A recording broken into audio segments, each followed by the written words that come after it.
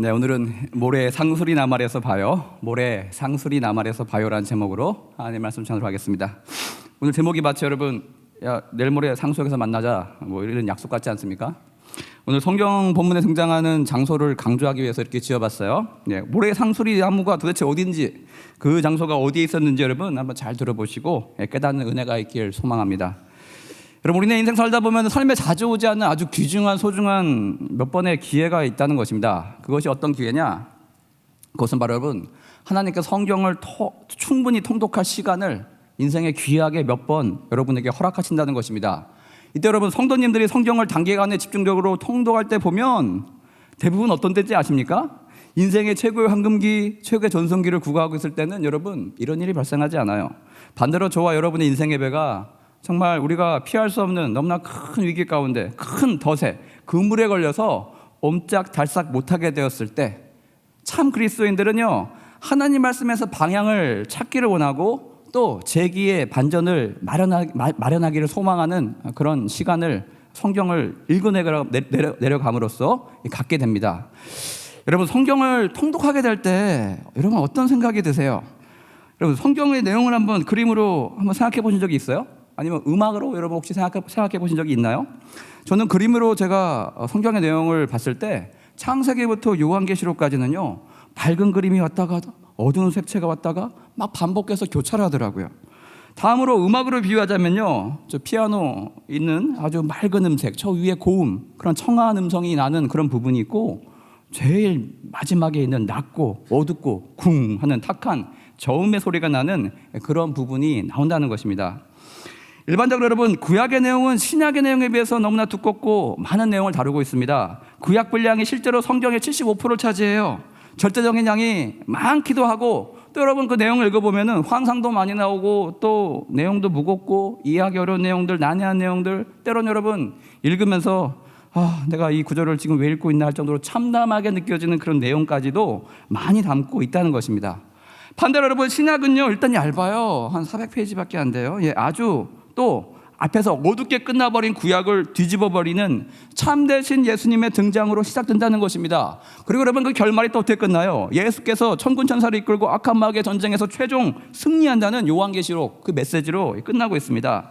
전반적인 내용이 구약에 비해서 너무나 밝아요. 또 승리의 메시지를 더욱더 강하게 많이 담고 있다는 것입니다. 이런 성경의 내용을 듣고요, 성경 신학자들은 둘이 싸워요. 구약학자는 이렇게 얘기합니다. 하나님의 흥망성쇠를 모두 다 보여주고 있는 이 구약이야말로 신약에 비해서 내용이 3배나 많은 것처럼 더 중요한 책이다 라고 주장을 합니다. 거기에 반대로 신약학자들은 뭐라고 해요? 구약은 성경의 주인공 되시는 예수님이 등장하기까지 카페트를 깔아주는 그런 배경에 불과하다. 따라서 가장 중요한 이야기는 신약에 나오지 않느냐. 그래서 구약을 그냥 그렇게 깊이 공부할 필요가 없지 않냐, 이렇게 주장을 하기도 합니다. 여러분 생각은 어때요? 여러분이 보시기에는 구약이 더 중요한 것 같습니까? 신약이 더 중요하게 느껴지십니까? 여러분, 어느 부분을 우리가 더 집중해서 읽어야 될까요? 밝은 부분에 우리는 집중해야 될까요? 아니면 어둡고 실패하고 넘어지고 망한 이야기지만 우리네 인생에 정말 반면교사를 삼을 수 있는 그런 어두운 이야기, 아픈 이야기까지도 우리가 귀를 기울여야 하는 것일까요? 오늘 우리가 같이 읽은 신명기 11장 26절 보시면 모세가 모압 평야에서 가나안 정복을 바로 앞에 두고 전쟁에 나가기 전에 광야에서 태어난 출애굽 2세대에게 신앙교육으로 정신을 무장시키는 내용이 등장하고 있습니다. 저는 왜 이렇게 하는지 이해가 돼요. 군대 훈련소를 가면요, 일주일 동안 아무 훈련도 안 시켜요. 앉아가지고 일주일 내내 정신교육만 시켜요. 그리고 몸이 정말 이제 좀 나가서 뭐 좀 뛰기라도 하고 싶다라는 마음이 들 때 2주차부터 엄청난 훈련의 양을 감당하게 만든다는 것입니다. 따라서 여러분, 모든 군사훈련은 뭐부터요? 정신교육부터. 어떻게 정신교육을 시행하고 있는지 봅시다. 내가 오늘 복과 저주를 너희 앞에 두나니, 27절에 연이어서 너희가 만일 내가 오늘 너희에게 명하는 너희의 하나님 여호와의 명령을 들으면 복이 될 것이요, 너희가 만일 내가 오늘 너희에게 명령하는 도에서 돌이켜 떠나 너희 하나님 여호와의 명령을 듣지 아니하고 본래 알지 못하던 다른 신을 따르면 저주를 받으리라. 이 모세의 말과 같이 하나님의 말씀은 곧 성경의 말씀은요, 하나님의 축복과 저주의 메시지가 모두 담겨있는 책이라 여러분 할 수가 있다는 것입니다. 즉 빛과 승리와 복에 대한 내용도 담겨 있고요, 어둠과 패배와 저주에 대한 내용도 동일하게 담겨 있다는 것입니다. 29절 보시면 그 내용에 대해서 이렇게 하라라고 말씀하고 있습니다. 내 하나님 여호와께서 내가 차지할 땅으로 너희를 인도하여 들이실 때 너희는 그리심 산에서 축복을 선포하고 에발산에서 저주를 선포하라. 이 말씀에 따르면 여러분, 하나님의 말씀을 전하는 장소 두 산이 등장하고 있어요. 그리심산과 에발산이 등장하고 있어요. 연이 30절 보시면 여러분, 친절하게도 이 산의 정확한 위치에 대해서 우리에게 알려주고 있어요. 알려주고 있는데 왜 우리는 모를까요? 읽어봅시다. 30절에 이 두 산은 요단강 저쪽, 곧 해지는 쪽이 어느 쪽이에요? 요단강 서쪽을 가는 길갈 맞은편 모래 상수리 나무 곁에 아라바에 거주하는 가나안 족속의 땅에 있지 아니하냐라고 이 말씀이 선포될 두 산의 위치를 정확하게 알려주고 있다는 것입니다. 여기서 단서가 무엇입니까? 모래 상수리 나무란 표현이에요. 모래 상수리 나무. 여기서 모래는 그 아까 얘기한 그 이틀 후가 아니에요. 장소 이름이에요. 여러분이 성경 검색에 모래상수리 나무라는 걸 쳐보면은 창세기 12장이 등장해요. 창세기 12장에서 아브라함이 본토 지척 아베 집을 떠나서 하나님의 약속을 따라서 가나안 땅에 들어가게 되었을 때 가장 먼저 정착한 최초의 장소로 모래상수리 나무가 있는 세겜 땅이었다라고 기록되어 있습니다. 즉 아브라함의 발길이 가장 먼저 닿았던 그 도시가 어디냐? 세겜이란 마을이고, 그 마을은 분지예요. 분지가 뭐예요? 둘러싸고 있는 산이 있다는 것입니다. 남쪽과 북쪽에 산이 있는데 남쪽에 있는 산이 그리심산이고 북쪽에 있는 산이 에발산이에요. 그 산에 각각 올라가서 축복과 저주의 말씀을 선포하라는 내용입니다. 빛이 많이 들어오는 여러분, 그리심산에서 무슨 내용을 선포하겠어요? 축복일까요? 저주일까요? 축복이겠죠? 빛이 많이 들어오니까. 그렇게 외우면 쉬워요. 그리고 여러분, 저 에발산은 북쪽에 있어요. 북창은 빛이 잘 안 들어오죠. 거기서는 어두우니까 저주의 내용을 선포했다. 이렇게 여러분 외우고 계시면 좋을 것 같습니다. 여기서 여러분 우리가 알 수 있는 건요, 하나님 말씀의 선포의 내용은요 한쪽으로 편중되어서는 안 된다는 것입니다. 즉 균형이 맞아야 된다는 거예요. 축복의 메시지만을 전하는 것도 저주의 말씀을 선포하는 것도 모두 다 하나님 뜻에 어긋난다는 것입니다. 즉 하나님 아버지 우리를 향한 사랑과 공의와 심판 모두가 여러분 번갈아 가면서 균형 있게 그렇게 선포되고 전달되어야 하나님 아버지의 전체적인 뜻이 우리에게 올바로 다 전달되어질 수 있다라고 그렇게 이야기하고 있습니다. 여러분 왜 그래야 됩니까? 도대체 왜 좋은 얘기도 들어야 되고 나쁜 이야기도 들어야 됩니까? 교회는 여러분 영적인 생명이 태어나고 그 생명이 양육되는 곳입니다. 어린아이에게는요 두 가지 사랑이 필요해요. 아버지의 사랑이 필요하고 어머니의 사랑이 모두 필요합니다. 교회에서도 여러분 하나님 아버지의 부성적인 사랑과 교회 공동체의 모성적인 사랑이 잘 균형 있게 어우러져야지만 건강한 영혼이 되고 밝으면서도 여러분 예의 있고 책임감 있고 무게감 있는 그런 영혼들로 우리가 자라날 수 있게 된다는 것입니다. 생각해보세요 여러분. 어머니 사랑만 자꾸 자란 아이는 어떻습니까? 되게 밝아요. 근데 여러분 잘 통제가 되지 않습니다. 천방지축이 될 가능성이 크다는 것입니다.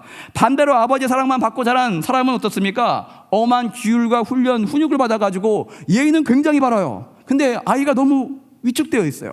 어딘가 모르게 어두워 보이는 구석이 많다는 것입니다.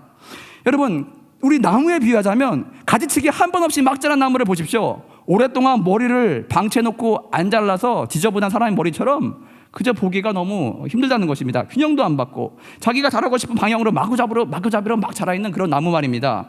즉 이런 나무들은요 생육과 발육이 좋아서 대가 굵고 키가 엄청나게 클지 몰라도 여러분 한쪽으로 비틀어져 있거나 뒤틀려 있거나 우리가 보기에 그리 잘생긴 나무라는 생각이 들지 않는다는 것입니다.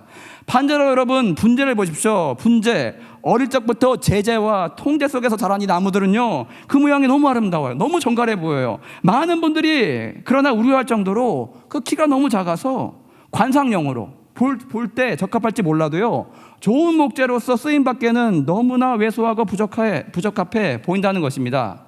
요컨대 여러분 대가 굵고 큰데 자기 마음대로 막 휘어져 자란 나무도 대는 너무 정갈하고 질서 있고 예쁜데 너무 왜소하고 작은 나무도 둘 다 하나님 나라의 대들보와 같이 크고 중요한 자리에 쓰임받기에는 다 부적합하다는 그런 말씀입니다.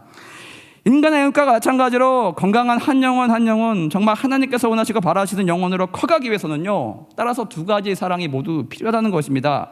이를 위해서 강단이 살아나야 됩니다. 다시 말해서 때론 여러분 그리심산의 축복의 말씀이, 때론 에발산의 경고의 말씀이 모두 균형감 있게 모두 선포돼야 됩니다. 이를 통해서 여러분 기준을 제시해야 돼요. 규율을 세워줘야 돼요. 가르치고 훈육하는 부성적인 하나님 아버지의 역할을 드디어 감당하게 됩니다. 연희 여러분, 어머니의 체온과 같이 부드럽고 따뜻한 하나님의 은혜와 사랑을 느끼는 말씀이 또 선포돼야 된다는 것입니다. 어느 한쪽으로 치우치는 순간 교회는 너무나 율법적인 차가운 교회가 될 것이고, 반대로 여러분 반대 방향으로 치우치는 순간 성도들은 너무나 밝으나 하나님 앞에 너무나 철이 없는, 버릇 없는 그런 철부지 교회로 전락되고 만다는 것입니다. 여러분, 유럽에 가면 도시 크기에 비해서 굉장히 유명한 도시가 있어요.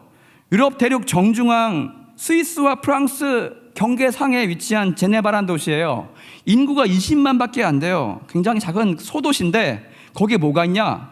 유엔의 유럽 본부를 비롯해서 적십자본부, 국제경제기구 등등 22개나 되는 국제기구와 250개 이상의 비정부 기구가 이 제네바란 도시에, 이 작은 도시에 위치했다는 것입니다. 여러분, 단순히 프랑스와 스위스 접경지대, 즉 유럽 대륙의 중심에 놓여있기 때문에, 지리적으로 여건이 좋았기 때문에 이런 일이 발생했을까요? 교회사에 조금이라도 관심이 있으신 분들은 아마도 이 도시에 얽힌 스토리가 생각이 날 것입니다. 이 제네바란 도시는요, 1500년 초중반에 위대한 종교개혁자, 우리 장로교의 시작이라고 할 수 있는 칼빈 목사님이 프랑스 사람이에요. 근데 망명으로 왔어요. 그리고 죽기 전까지 평생에 걸쳐서 혼신의 힘을 다해서 일궈놓은 영적인 도시였다는 것입니다. 지금도 여러분 20만도 채 안 된 이 도시가 당시 유럽을 흔들어 놓을 중요한 역할을 감당하게 됩니다. 그건 바로 칼빈이 사도시대 이후로 하나님의 말씀대로 운영되는, 개신교의 교리대로 운영되는 도시로 이 제네바란 도시를 탈바꿈시켜 놓았기 때문입니다. 칼빈의 이런 노력은요, 개신교도들에게 영적 모델 하우스가 되어 주었어요. 특히 영국에서 카톨릭 메리 여왕이 막 박해할 때 그것을 피해서 살기 위해서 도망쳐왔던 영국의 개신교 신학자들과 목사들에게 비전을 심겨주었습니다. 저들이 하나님 말씀대로 운영되는 공동체가 과연 이 땅 가운데 가능이나 할까? 로마 카톨릭과, 거대한 로마 카톨릭과 교황에 맞서, 그 큰 장벽에 맞서 이것이 가능할까라고 의문을 품었을 때 그것이 현실에서 이미 가능하게 됐음을 두 눈으로 목도하게 해주었다는 것입니다. 그리고 훗날 여러분, 저들은 메리 왕조가 그 생명을 다했을 때 영국으로 돌아가요. 돌아가서 무엇을 합니까? 그들이 본 그대로, 자신들이 제네바에서 배운 그대로 제네바 모델을 따라서 개신교 교회와 개신교 나라를 건설해 나가게 되었다는 것입니다. 여러분, 칼빈이라는 목사님이 이런 위대한 일을 해내기까지 굉장히 여러 우여곡절을 겪게 되었습니다. 그냥 된 게 아니에요. 칼빈은 프랑스는 카톨릭을 지지했어요. 카톨릭을 반대한 사람들 다 죽여버렸어요. 그래서 스위스로 쫓겨난 몸이었어요. 망명자였습니다. 그리고 그 교회 성도들도요, 프랑스어를 사용하면서 종교적인 이유로, 또 여러 다른 이유로 조국 프랑스를 떠나온 난민들이었어요. 그래서 여러분, 저들에게 교회는요, 신앙에 앞서서 자신들의 공동체를, 프랑스라는 공동체를 하나로 묶어주는 그런 색채가 굉장히 강했다는 것입니다. 지금도 여러분, 해외 한인교회 목회가 참 하기 어렵다, 이런 말을 자주 듣지 않습니까? 저도 캐나다 워털루에서 2년간 사역해봤는데, 이민자들로 이루어진 교회 왜 어렵냐? 하나님 말씀대로 치리하고 통치하는 것 제가 해보니까 너무 어렵더라고요. 왜냐하면 저들은요, 신앙적인 관심보다 대다수가 한국인이 모이는 커뮤니티를 찾아서 온 거예요. 그런 경우가 태반이기 때문입니다. 따라서 해외교회 대다수는요, 해외 한인교회 대다수는 예수 그리스도에 대한 관심, 하나님을 찾고자 하는 사람보다는 한국 사람이 그리워서, 한국 음식이 그리워서 먼저 정착한 선배들로부터 정보를 얻고 도움을 얻기 위해서 그렇게 오는 경우가 참 많다는 것입니다. 그래서 그렇게 오래 있다 보니 정착도 하게 되고 계속 꾸준히 나오게 되는데, 예수님과 하나님을 깊이 만난 경험이 없다 보니까 성도들의 나이가 참 어립니다. 비유컨대 어린이집 같아요. 유치원 같아요. 많이 쳐줘야 초등학교 저학년, 더 많이 쳐주면 고학년 정도, 그 정도의 나이를 보이고 있는 경우가 참 많습니다. 따라서 여러분, 이민교회에서 만약에 목회자가 말씀을 따라서 무언가를 주장합니다. 그럼 성도들이 싫대요. 그래서 여러분, 그 의견이 첨예하게 대립하게 될 경우에 여러분, 누가 이기는지 아십니까? 결국 누가 쫓겨나는지 아십니까? 목회자가 나가요. 왜 그래요? 이건 마치 여러분, 어린이집에서 아이가 선생님 싫다고 어린이집 안 가겠다고 막 울고불고 떼쓰면 결국 선생님이 사직을 하게 되는 원리와 그 경우와 비슷하다고 할 수 있겠습니다. 마찬가지로 여러분, 조국을 등진 제네바에 살던 프랑스 난민들은요, 무슨 생각이 있었겠어요? 야, 좀 자유롭게 살아보자, 재밌게 살아보자. 그래서 여러분, 카드놀이, 축제, 춤, 술, 이걸로 여러분 시간을 즐겁게 보내기를 너무나 원했어요. 근데 여러분, 칼빈 목사님이 왔을 때 저들은 저들의 그 모든 유의를요 다 금지시키고 하나님 앞에 말씀대로 경건하게 살기 원했다는 것입니다. 그래서 여러분, 이 다른 두 꿈을 가진 두 그룹이 충돌하게 됩니다. 칼빈은 왜 그렇게 했냐? 자신이 저술한 기독교 강요에 나오는 참된 신앙의 공동체를 건설하고자 하는 꿈이 있었다는 것입니다. 이렇게 여러분, 전혀 다른 두 바람이 만나게 되니까 큰 싸움이 일어났고, 칼빈은 가끔 괴로운 심정으로 이렇게 이야기하곤 했어요. 저는 원래 엄격하거나 무자비한 사람이 아닙니다. 그럼에도 불구하고 내가 이곳에 말씀의 기준을 세우고 하나님의 말씀의 통치가 실현되는 것을 이루어내고자 내 심성과 다르게 교회의 치리를, 권면을 따르지 않는 자들을 벌할 수밖에 없고 그 기준이 엄격히 실행되게 판결할 수밖에 없습니다. 처음부터 여러분, 이렇게 다른 곳을 바라보며 시작된 제네바 성도들과 제네바에 온 칼빈 목사님은 결국 파국을 맞이하게 됩니다. 칼빈이 바른 방향을 제시하고 저들의 죄악된 심령을 하나님의 말씀의 기준을 따라서 하나둘씩 제거해 나가고 있을 때 저들은 반항합니다. 그래서 여러분, 이 공동체는 깨지게 돼요. 결국 목사님이 쫓겨나요. 제네바 강당에서 쫓겨나서 더 스위스 북쪽에 위치한 스트라스부르라는 다른 도시로 떠나가게 됩니다. 참담하죠? 근데 여러분, 4년 후에 큰 반전이 벌어졌어요. 제네바 시민들이 드디어 깨닫게 됐어요. 그리고 그는 엄격했지만 그가 하나님의 마음을 품은 선한 의도를 가진 참된 목회자라는 것을 저들이 이해하게 되었습니다. 그래서 여러분, 저들은 칼빈 목사님 만나본이 없다면서 다시 그를 스트라스부르로부터 용서를 구하면서 청빙하게 됩니다. 이렇듯 이제 여러분, 제네바에 돌아온 이 목사님은 교회 개혁에 힘을 얻게 됩니다. 그는 개신교들이 꿈꾸는, 로마 카톨릭에 맞서서 꿈꾸는 성경의 말씀대로 운영되는 도시를 이 제네바라는 곳에 드디어 실현시키게 되었다는 것입니다.